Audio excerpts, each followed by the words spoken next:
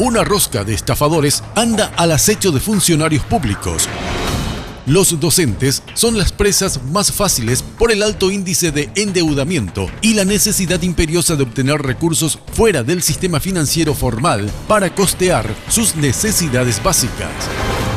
Miles de docentes que cayeron en manos de vendedores y empresarios inescrupulosos.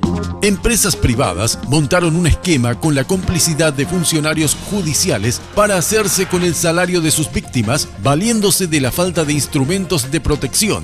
Más de 3.000 docentes encontraron sus cuentas vacías y se enteraron que el dinero fue retirado por orden judicial.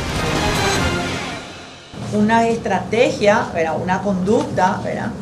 Que estaría dirigida a una estafa.